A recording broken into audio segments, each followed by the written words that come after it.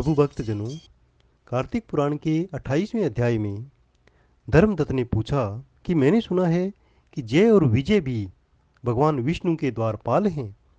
उन्होंने पूर्व जन्म में ऐसा कौन सा पुण्य किया था जिससे वे भगवान के समान रूप धारण करके वैकुंठ धाम के द्वारपाल हुए। दोनों पार्षदों ने कहा कि हे ब्रह्मन, पूर्व काल में तरणबिंदु की कन्या देवहूति के गर्भ से महर्षि कर्दम की दृष्टि मात्र से ही दो पुत्र उत्पन्न हुए। उनमें बड़े का नाम जय और छोटे का नाम विजय था। उसी देवहूति के गर्भ से योग धर्म को जानने वाले भगवान कपिल भी उत्पन्न हुए।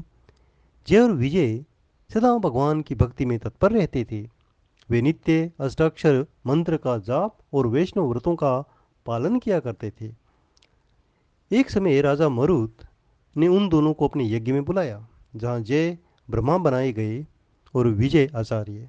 उन्होंने यज्ञ की संपूर्ण विधि पूर्ण की और यज्ञ के अंत में अवभृत स्थान के पश्चात राजा मरुत ने उन दोनों को बहुत सा धन दिया।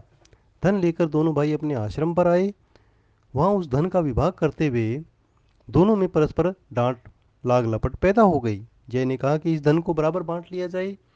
विजय को कहना था, नहीं, जिसको जो मिला है वह उसी के पास रहे। तब जय ने क्रोध में आकर लोभी विजय को श्राप दिया कि तुम ग्रहण करके देते नहीं हो, इसलिए मगरमच्छ हो जाओ, ग्राह बनो।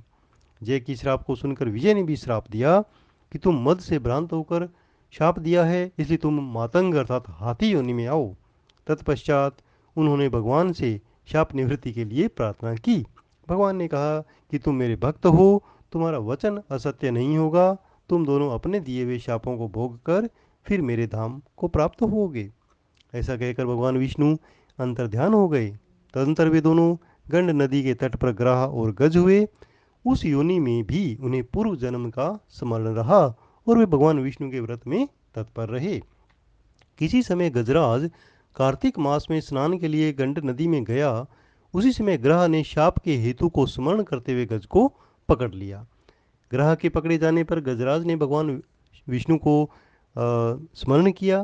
भगवान विष्णु शंख चक्र और गदा धारण किए हुए वहाँ प्रकट आए और उन्होंने चक्र चलाकर ग्रह और गजराज का उद्धार किया और फिर उन्हें अपने जैसा रूप देकर वैकुंठ धाम को ले गए। तब से उस स्थान का नाम हरि क्षेत्र है। वे दोनों ही विश्व विख्यात जय और विजय हैं, जो भगवान विष्णु के द्वारपाल हुए।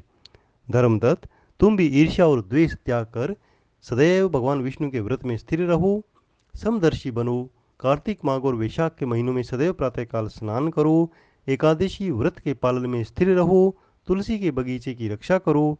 ऐसा करने से तुम भी शरीर का अंत होने पर भगवान विष्णु के परम पद को प्राप्त करोगे। भगवान विष्णु को संतुष्ट करने वाले तुम्हारे इस व्रत से बढ़कर न यज्ञ है, न दान है, न तीर्थ है। हे विप्रवर, तुम धन्य हो, जिसके व्रत के आधे भाग को पाकर यह स्त्री हमारे द्वारा वैकुंठ धाम में ले जाई जा रही है। नारद जी बोले कि इस प्रकार धर्मदत्त को उपदेश देकर वे दोनों विमानचारी पार्षद उस कलह के साथ वैकुंठ धाम को चले गए। धर्मदत्त जीवन भर भगवान विष्णु के व्रत में स्थिर रहे और देहावसान के बाद उन्होंने अपनी दोनों स्त्रियों के साथ वैकुंठ धाम प्राप्त किया। इस प्राचीन इतिहास को जो सुनता है और सुनाता है, वह जगत गुरु भगवान कृपा से उनका सानिध्य प्राप्त कराने वाली उत्तम गति को प्राप्त करता है। कार्तिक पुराण 28वां अध्याय समाप्त हुआ।